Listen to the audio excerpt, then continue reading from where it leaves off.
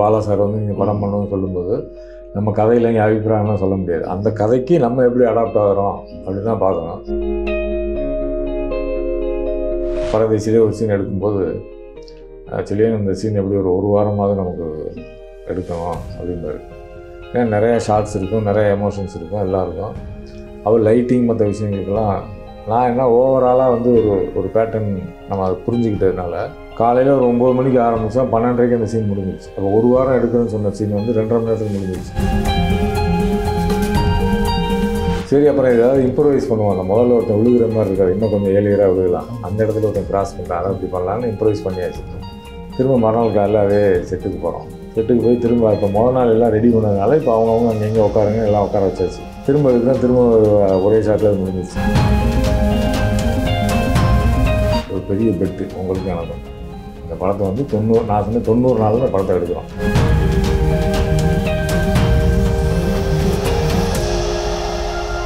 இப்போ சொல்லும்போது நான் அவர்கிட்ட சொன்னேன் 2 விஷயங்கள் எனக்காக நீங்கள் செய்யணும்.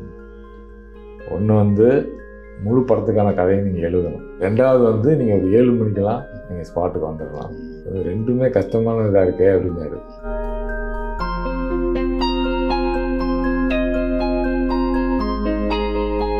வணக்கம் ஜி.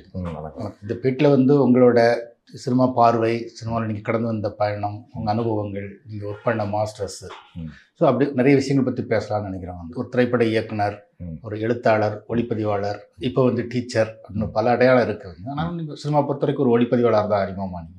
ஸோ அந்த வகையில் நீங்கள் ஆதர்சமாக கருதுகிற ஒளிப்பதிவாளர்கள் யார் யார்? V C. Sriram sir, Balu Mahendra sir, Santosh Sivan and Ashok Kumar sir. இது தமிழுக்கு வெளியே? தமிழ் இல்லாமல் நீங்கள் வெளியில் பார்த்தீங்கன்னா கிறிஸ்டோஃபர் டாயல்னு சொல்லிட்டு ஒரு சினிமாட்டோகிராஃபர், அவர் தான் மூட் ஃபார் லவ்லாம் பண்ணவர்.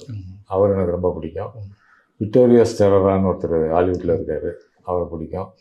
ஸ்வென் நிக்கோஸ்னு ஒரு சினிமாட்டோகிராஃபர்.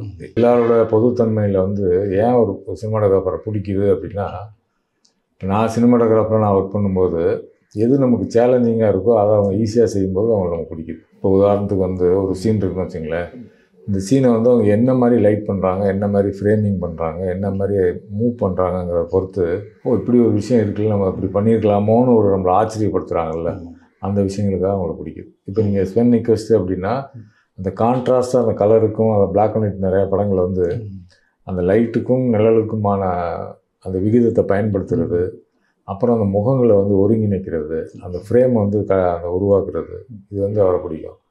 விக்டோரியா வந்து கலர்ஸ் வந்து ரொம்ப பிரமாதமாக அவரோட இதில் இருக்கும். கிறிஸ்டோஃபர் டாயலுங்கிறது வந்து ஒரு ஜென் மாஸ்டர் மாதிரி அது. அவரோட மூமெண்ட்ஸ் நீங்கள் வந்து மூட் ஃபார் லவ் பார்த்தீங்கன்னா அப்படியே ஒரு மூமெண்ட்டே வந்து ஒரு பிரமாதமாக இருக்கும். அது வந்து கன்வென்ஷனலாக சினிமாட்டோகிராஃபி அப்படின்னு நம்ம நினைக்கிறோம்ல, அது இல்லாமல் அன்கன்வென்ஷனலாக வேற ஒரு விஷயத்தை பண்ணும்போது பார்க்கும்போதே ஃபஸ்ட் டைம் நான் பார்க்கும்போது யார் இருக்கோ ஒரு வேறு மாதிரி இருக்கேன்னு அப்படி தான் தேடி படிக்கும்போது வித்தியாசமாக இருந்துச்சு. அப்போ ஒவ்வொருத்தரும் அவங்களோட ஒரு ஸ்டைல் இருக்குல்ல, அந்த ஸ்டைல் மூலம் ஒரு யூனிக்னஸ் அவங்களுக்குன்னு ஒரு தனித்துவத்தை கொண்டு வர்றாங்க. அது நமக்கு பிடிக்கும். வி.சி. ஸ்ரீராமோட ஒரு பேட்டில் இதை பற்றி சொல்லியிருக்காரு. வந்து அவர் என்ன சொல்கிறார் அப்படின்னா, நம்ம யாரும் வந்து புதுசாக எதுவும் பண்ணிட முடியாது, ஏற்கனவே இருக்கிறது தான் அதை நம்ம எந்த வகையில் தனித்துவமாக பண்ணுறோம் அப்படிங்கிறது தான் முக்கியம் அப்படிங்கிற மாதிரி சொல்லியிருந்தார். ஒரு ஆள் வந்து அது எப்படி தனித்துவமாக பண்ணுறது அப்படின்னு இப்போ இருக்க பிரச்சனையே வந்து அந்த தனித்துவங்கிறது தான் பிரச்சனை. ஏன்னா டிஜிட்டல் வந்ததுக்கு பிறகு இப்போ நீங்கள் ஃபிலிமில் நம்ம சின்ன வயசில் படம் பார்க்கும்போது பாலுமேந்திரா சார் படம் அப்படின்னாலே இப்போ நீங்கள் 3ஆம் முறை அப்படின்னு பார்த்தாலே தேட்டரில் கைதட்டியிருக்காங்க. ஒரு சன்செட்டு காட்சிக்கு வந்து கைதட்டியிருக்காங்க. ஒரு கடற்கரையில் வந்து அந்த ஒரு பாட்டு இருக்கும், 3ஆம் முறை ஓப்பனிங் சாங் இருக்கும். அதில் வந்து அந்த கடற்கரை, அந்த சூரிய உதயம், இதையே நிறையா ஷார்ட் எடுத்துருக்கோம். நான் தேட்டரில் கைதட்டினாங்க அதுக்கெல்லாம். அதே மாதிரி சார் பண்ணது, எங்கள் சார் வி.சி. சார் பண்ணதில் இதே திருடாரே பார்த்தீங்கன்னா அது இன்னும் ஞாபகம் இருக்கும். அந்த ஷூ அப்படி வரும்போது ஷூவில் வந்து அப்படியே தண்ணி அப்படியே தெரிக்கும், அந்த நனைஞ்ச ஷூக்கு அதை கைதட்டினாங்க. கதவை திறனோன்னா அப்படியே ஒரு புகை மாதிரி மிஸ்ட்டு உள்ளே வரும். இதெல்லாம் தேட்டரில் கைதட்டின காட்சிகள். இப்போ நீங்கள் பார்த்தீங்கன்னா அந்த மாதிரி தனித்துவம் எங்கேயாவது இருக்கா? இப்போ இந்த சினிமாட்டோகிராஃபி பார்த்தீங்கன்னா முன்னால் பார்த்தோம் அப்படின்னா இது அசோக்குமார் பண்ணது, இது சந்தோஷ் சிவன் பண்ணது, இது வி.சி. ஸ்ரீராம் பண்ணது, இது பாலுமேந்திரா பண்ணது நீங்கள் சொல்லிடலாம். ஏதோ ஒரு அடையாளம் உள்ளே இருக்கும். இப்போ வந்து நீங்கள் இப்போ ஒரு எடுக்கிற ஒரு 10-20 சினிமாட்டோகிராஃபரோட ஒர்க்ஸை சேர்த்து என்னையும் சேர்த்தே வச்சுக்கிறீங்களேன், எல்லாம் சேர்த்து கலந்து வச்சிங்கன்னா அதில் எது யார் பண்ணதை நீங்கள் கண்டுபிடிக்க முடியாது. எல்லாமே ஒன்றோட ஒன்று கலந்துருச்சு. ஏன்னா டிஜிட்டல் வந்தது பிறகு என்ன ஆயிடுச்சுன்னா சினிமாட்டோகிராஃபி வந்து ரொம்ப ஈஸியாகிடுச்சு. இப்போ உதாரணத்துக்கு வந்து ஒரு 5 வருஷம் வந்து எல்லோரும் ஃபிலிமில் தான் ஷூட் பண்ணணும் அப்படின்னு ஒரு கட்டாயம் வந்துச்சுன்னு வச்சுங்களேன், எல்லாருக்கும் ரொம்ப கஷ்டமாயிடும். அதாவது டைரெக்டாக டிஜிட்டல் வந்தவங்களுக்கு ஹேண்டில் பண்ணுற கஷ்டமாயிடும். நாங்களாம் ஃபிலிமில் ஒர்க் பண்ணிட்டு வந்ததுனால அந்த ஃபிலிமோட தன்மைங்கிறது தெரியும். அப்போ ஒரு சீன் எடுக்கிறோம், இல்லை ஒரு ஷார்ட் எடுக்கிறோம் அப்படின்னா இதில் நம்ம என்ன செய்ய போகிறோங்கிறது இருக்குல்ல. இப்போ நீங்கள் வந்து ஒரு டெக்ஸ்ட்டுங்கிறது வந்து ஒரு சீனாக இருக்குது, அந்த டெக்ஸ்ட்டை வந்து விஷுவலாக மாற்றணும். விஷுவலாக மாற்றுறது தான் சினிமாட்டோகிராஃபரோட வேலை. காட்சியில் இருக்கக்கூடியதை ஒரு ஒரிஜினாலிட்டியோட தன்மையோடு நீங்கள் மாற்றும்போது அது வேற ஒரு சினிமாட்டோகிராஃபியாக மாறுது. இப்போ உதாரணத்துக்கு வந்து இப்போ நீங்கள் இதயத்தை திருடாதேன்னு ஒரு படம் பண்ணுறாரு, பிஜி சார் பண்ணுறாரு, அது ஒரு வேறையாக இருக்குது. அக்னிநட்சத்திரம்னு ஒன்று பண்ணுறாரு, அது வேறையாக இருக்குது. திருடான்னு ஒன்று பண்ணுறாரு, அது வேறையாக இருக்குது. தேவரமான ஒன்று பண்ணுறாரு, அது வேறையாக இருக்குது. அப்போ கதையோட தன்மைக்கு தகுந்த மாதிரி வேறையாக பண்ணும்போது அந்த தனித்துவங்கிறது வருது. நீங்கள் உங்களுக்குன்னு ஒரு ஸ்டைலை ஃபிக்ஸ் பண்ணிட்டீங்கன்னு வச்சுங்களேன், அந்த தனித்துவம் வராது. அப்போ நான் எப்படி பார்க்குறேன் அப்படின்னா, இவங்களோட தனித்துவம் எங்கே இவங்க வித்தியாசப்படுறாங்க அப்படிங்கிற விஷயத்தை மட்டும் நம்ம புரிஞ்சுக்கிட்டு அதை நமக்கு வரக்கூடிய கதைகளில், நமக்கு வரக்கூடிய படங்களில் அது எப்படி பண்ணலாம்னு நான் பார்க்குறேன். அந்த வகையில் நீங்கள் படங்களில் என்ன மாதிரி முயற்சிகள் பண்ணியிருக்கீங்க? எனக்கு நானே சொல்லிக்கிறது என்னென்னா, இப்போ நான் கிட்டத்தட்ட ஒரு 15 படம் பக்கம் பண்ணிட்டேன்.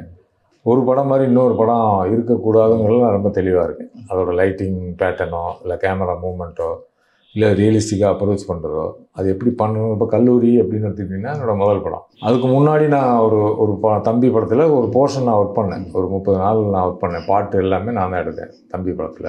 அதை பார்த்தீங்கன்னா முழுக்க ஒரு பாலிஷான, ஒரு கமர்ஷியலைஸ்டான ஒரு ஃபோட்டோகிராஃபி இருக்கும். ஒரு ஃபேஷன் ஃபோட்டோகிராஃபி மாதிரி இருக்கும். கல்லூரி வந்து ரொம்ப ரியலிஸ்டிக்காக இருக்கும். அதுக்கு பிறகு ரெட்டச்சுலின்னு ஒரு படம் பண்ணுறோம். அப்புறம் தென்மேற்கு பருவக்காற்று பண்ணுறோம். தென்மேற்கு பருவக்காற்று லேண்ட்ஸ்கேப் சார்ந்து அவர் வேற ஒரு படமாக இருக்கும். பரதேசிங்கும் போது பரதேசி டோட்டலாக அது ஒரு பழைய காலத்துக்கு நம்ம போகிற மாதிரியான ஒரு ஃபோட்டோகிராஃபி. அப்புறம் ஜோக்கர்னு ஒரு படம் பண்ணுறோம். இது மாதிரி ஒன்றுக்கும் அந்த தன்மையை புரிஞ்சுக்கிட்டு, இப்போ உதாரணத்துக்கு எடுத்துங்களேன், இப்போ இங்கே வந்து கல்லூரி அப்படின்னா ஒரு காலேஜில் இருக்கக்கூடிய வேறு கிளாஸ், அந்த கிளாஸுங்கிறது நான் சமூக அடுக்க சொல்கிறேன். அதில் இருக்கக்கூடியவங்க சேரும்போது அதில் என்ன மாதிரியான ராவாக ஒரு சினிமாட்டோகிராஃபி இருக்க முடியும். ஏன்னா அவங்க மேக்கப் இல்லை, பெருசாக காஸ்டியூம் இல்லை, இருக்க காஸ்டியூமே அவங்க போட்டிருக்காங்க. அப்போ அது எப்படி பண்ண முடியும்போது அது வேறு விதமான ஒரு அழகு அதில் வருது. இப்போ ரெட்டச்சுலின்னு பண்ணும்போது ரெட்டச்சுலியில் வந்து பாலச்சந்தர், பாலராஜா நடிக்கிறாங்க. ஒரு கிராமத்துக்கு போகுது. அப்படி கிராமங்கும் போது அது வேறு விதமான ஒரு சினிமாட்டோகிராஃபியாக இருக்குது. தென்மேற்கு பருவ காட்டும்போது அதுவும் கிராமம் தான், ஆனால் அது லேண்ட்ஸ்கேப் சார்ந்து வறண்ட வந்து தேனி பகுதியை காட்டக்கூடிய ஒரு மே மாதத்தில் ஷூட் பண்ணோம். அப்போ அந்த மண்ணோட சிவப்பு அந்த லேண்ட்ஸ்கேப் பண்ணும்போது அது வேறையாக மாறுது. அப்போ ஒரு கதையை புரிஞ்சு கொள்ளும்போது அந்த கதை நமக்கு என்ன டிக்டேட் பண்ணுதோ அதுதான் விஷுவலாக மாறுது. அது ஸ்க்ரீன் பிளே, அந்த டைரக்டரோட விஷன் என்னவாக இருக்குது, அவங்க என்ன மாதிரியான ஸ்க்ரீன் பிளே எழுதுகிறாங்கங்கிறத பொறுத்து இதோட கலர் மாறிடுது. ஒரு படத்துக்கு வித்தியாசம் பண்ணணும்னு சொன்னீங்கன்னா, அதுக்கு தக்கபடி கதைகளை செலக்ட் பண்ணும்போதே வந்து சரி வேறு இந்த மாதிரி பண்ணியிருக்கோம், இந்த மாதிரி வேண்டாம் அப்படின்னு தேர்வு பண்ணுவீங்களா, இல்லை வர்ற கதைகளை நீங்கள் எப்படி வித்தியாசம் பண்ணலாம்? அதாவது சில நேரங்களில் நம்ம தேர்வு பண்ணுற இடத்துல இருக்க முடியாது. இப்போ நீங்கள் உதாரணத்துக்கு பாலா சார் வந்து நீங்கள் படம் பண்ணணும்னு சொல்லும்போது நம்ம கதையில் இங்கே அபிப்பிராயம்லாம் சொல்ல முடியாது. அந்த கதைக்கு நம்ம எப்படி அடாப்ட் ஆகிறோம் அப்படின்னு தான் பார்க்கணும். இதுக்கெல்லாம் வேறு டேரக்டர்ஸ் வேறு படங்கள் வரும்போது நான் சில இதில் வந்து சூஸ் பண்ணியிருக்கேன், இது இப்படி பண்ணலாம் அப்படின்னு. ஆனால் அது வந்து சில நேரங்கள் இப்போ நான் பண்ண படங்கள் எல்லாமே நான் சூஸ் பண்ணல, அவங்க தான் என்னையை சூஸ் பண்ணாங்க. நிறைய நான் கதைகள் கேட்டு சில கதைகள் வேணாம்லாம் நான் சொல்லியிருக்கேன். ஆனால் நான் பண்ண படங்கள் எல்லாமே அவங்க நீங்கள் இந்த படத்துக்கு பண்ணால் நல்லாயிருக்கும் அப்படின்னு பண்ண படங்கள். அப்போ அந்த கதையை வந்து நமக்கு நல்லா டிக்டேட் பண்ணுது, இதை இப்படி பண்ணுங்க அப்படின்னு. அப்படி தான் நீங்களே கூட சொல்லியிருக்கீங்கன்னு நினைக்கிறேன். அந்த இளையராஜா சொன்னதாட்டு வந்து பொதுவாக அவங்க அந்த கதையை சொல்லும்போது மியூசிக் டைரக்டர்ஸ்க்கு வந்து அது மியூசிக் அதை அப்பவுமே அதை இது பண்ணிக்கிறாங்க அப்படின்னு. அதே மாதிரி உங்களுக்கு அந்த சிச்சுவேஷன்லாம் சொல்லும்போது வந்து இப்படி நீங்கள் அப்பவுமே காட்சிகளை வந்து மைண்டில் உருவாக்கிக்கலாம். ஒரு கதை சில நேரங்களில் சொல்லி நான் கேட்டிருக்கேன். கேட்டது பிறகு என்னோடய ப்ராக்டிஸ்னா எழுதுனது இருந்தால் கொடுங்க, நான் படிச்சிடறேன்னு சொல்லுவேன். ஏன்னா எனக்கான ஹோம்ஒர்க்குக்காக, எனக்கான நோட்ஸுக்காக. அப்போ எழுதுறதை படிக்கும்போது என்ன அப்படின்னா, படிக்கும்போதே எனக்கு வந்து அந்த சீன் வந்து எப்படி லைட் பண்ண போகிறோம், எங்கே நிற்க போகிறாங்க, அது என்னென்ன ஷாட் வரப்போகுது, அப்படியே கட்டங்கட்டமாக பிரிஞ்சிடும். பாட்டுக்கு போயிட்டோம் அப்படின்னா டேரக்டர்ஸ் வந்து அவங்களோட இது சொல்லுவாங்க, இப்படி வேணும்னு சொல்லுவாங்க. சில நேரத்தில் இந்த ஷாட் வேணும்பாங்க, சில நேரத்தில் இப்படி எடுக்கலாம்பாங்க, ஷார்ட் டிவிஷன் இல்லாமல். அப்போ சொன்ன உடனே என்ன ஆயிருன்னா, இப்போ இந்த சீனை வந்து ஒரு 10 ஷாட்டில் எடுக்கிறோம் அப்படின்னா அந்த 10 ஷாட்டும் எப்படி எடுக்க போகிறோம், எங்கெங்கே யார் நிற்க போகிறாங்க, லைட் எங்கே வைக்க போகிறோங்கிறது 10 ஷாட்டுக்குமே எனக்கு தெரிஞ்சிடும் பை ப்ராக்டிஸ். தெரிஞ்சவொடனே என்ன எனக்கு குழப்பமே இருக்காது. இப்போ ஒரு ஷாட் எடுக்கணும்னு வச்சுங்களேன், அடுத்த ஷாட்டுக்கு லைட் பண்ணுறதுக்கு எனக்கு அதிகபட்சம் 1 நிமிஷம் கூட ஆகாது. அப்போ ஒரு சீனை வந்து வழக்கமாக சொல்லுவாங்க. உதாரணத்துக்கு பாலா சார் வந்து ஒரு சீன் எடுக்கிறோம்னு வச்சுங்களேன், ஒரு பரதேசிலே ஒரு சீன் எடுக்கும்போது ஆக்சுவலியே இந்த சீன் எப்படி ஒரு வாரமாவது நமக்கு எடுக்கணும் அப்படிம்பாரு. ஏன்னா நிறையா ஷார்ட்ஸ் இருக்கும், நிறைய எமோஷன்ஸ் இருக்கும், எல்லாம் இருக்கும். அவர் லைட்டிங் மற்ற விஷயங்களுக்கெல்லாம் நான் என்ன ஓவராலாக வந்து ஒரு பேட்டர்ன் நம்ம அதை புரிஞ்சுக்கிட்டதுனால காலையில் ஒரு 9 மணிக்கு ஆரம்பித்தோம், 12:30க்கு அந்த சீன் முடிஞ்சிருச்சு. அப்போ ஒரு வாரம் எடுக்கணும்னு சொன்ன சீன் வந்து 2.5 மணி நேரத்தில் முடிஞ்சிருச்சு. அது மாதிரி இன்னொரு மலேரியா சீக்வன்ஸ்னு ஒரு சீக்வன்ஸ் இருக்கும் பரதேசியில். அந்த மலேரியா சீக்வன்ஸ் சொன்னார் வந்து ரொம்ப அழுத்தி எடுக்க வேண்டிய ஒரு போர்ஷன், குறைஞ்சது ஒரு வாரம் அந்த சீக்வன்ஸ் நம்ம எடுக்கணும் அப்படின்னாரு.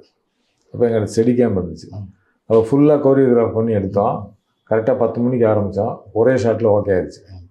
அப்போ கிட்டத்தட்ட 11:30க்கு அது முடிஞ்சிச்சு. ஒரு தடவை ஃபுல்லாக எடுத்து பார்த்தோம், அது டேக் போனால் முடிஞ்சிச்சு. அப்போ ஒரு அந்த பார்க்கும்போது இவ்வளோ நல்லா வந்திருக்கேன்னு இப்போ 6 நாள் 7 நாளுங்கிறது தேவைப்படல. அது எப்படின்னா இப்போ சினிமாட்டோகிராஃபராக நீங்கள் அதை புரிஞ்சுக்கிற போது இது இப்படி இருக்கலாம் அப்படிங்கிற கிளாரிட்டி வரும்போது அந்த குழப்பம் வர. பாலா என்ன சொன்னார்? இப்போ அவர் ஒரு வாரத்துக்கு பிளான் பண்ணியிருப்பார், ஒரு நாளில் முடிஞ்சிச்சுங்கிறப்ப டெய்லி 2 பேரும் காரில் தான் போவோம்.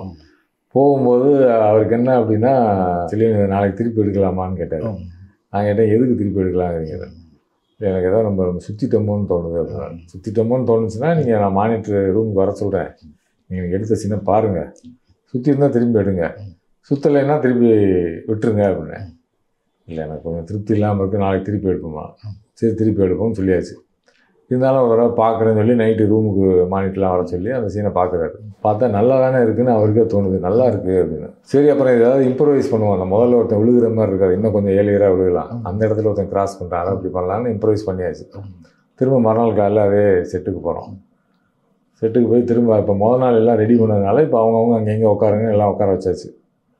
திரும்ப எடுக்கிறோம், திரும்ப ஒரே ஷாட்டில் அது முடிஞ்சிச்சு. அப்போ அவருக்கு என்ன தோணுச்சுன்னா, அது வரைக்கும் அவர் சொன்ன விஷயம் நாங்கள் டிஸ்கஸ் பண்ணும்போது, நான் சில சீன்களை வந்து ஒரு வாரம் எடுத்தா 10 நாள் எடுத்தா அப்படி தான் எடுக்கணுமோ நான் நினச்சிக்கிட்டு இருந்தேன்.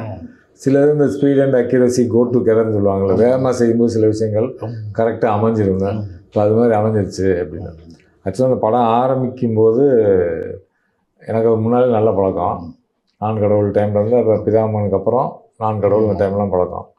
அப்போ ஆஃபீஸ் கூப்பிட்டு வர நான் போவேன், இல்லை சில நேரங்களில் போய் பார்ப்பேன். அப்போ சொன்னார் பரதேசி படங்கள்னா சிலியன் இந்த படம் வந்து நம்ம பெரிய படம், அது ஒரு எப்படியும் ஒரு 175 நாளாவது ஆகும் ஷூட்டிங் அப்படின்னு.